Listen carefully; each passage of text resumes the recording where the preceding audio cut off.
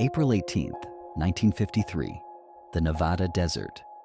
Somewhere in this barren expanse, 12 men crouch in a shallow trench, awaiting the unimaginable. In just minutes, the dawn will break in a way they've never seen before. These men, volunteer officers, calculated the distance themselves. Each officer used data from the military manual, capabilities of atomic weapons, to calculate the minimum safe distance from the explosion, ensuring they wouldn't receive more than 5.0 roentgens of prompt radiation exposure, face more than 8 pounds per square inch of overpressure, or experience more than 1 calorie per square centimeter of thermal radiation.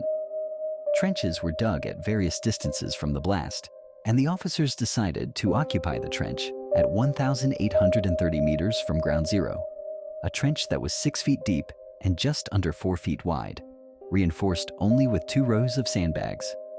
In the early hours of April 18th, these 12 officers left Camp Desert Rock, arriving at their trench by 3 a.m. in the cold desert air.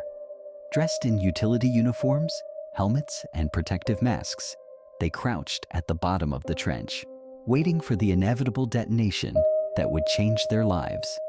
The bomb detonated at 300 feet above the ground with a yield of 23 kilotons. One of the officers described the unforgettable experience of being in the trench during the blast.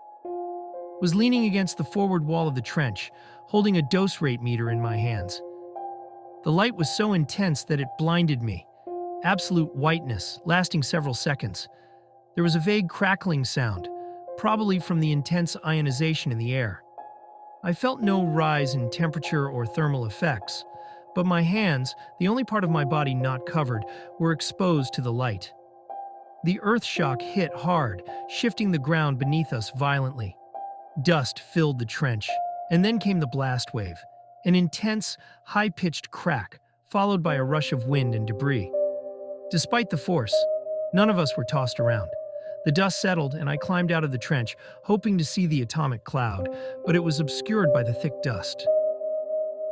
In those brief moments, the radiation meter in the officer's hands registered a reading off the scale. 500 Rh, an incredibly high dose of radiation, lasting for 15 to 20 seconds. Fortunately, the officers survived the blast, but their experience became a sobering reminder of the immense power of nuclear weapons. The officers at Shot Badger were among the many who played a crucial role in understanding the effects of nuclear weapons on both the environment and the human body. Their courage to volunteer for this experiment showed a determination to gain knowledge at great personal risk. Their story, like so many from the era of nuclear testing, is a testament to the bravery and scientific curiosity of those who served during a time of uncertainty and unprecedented power.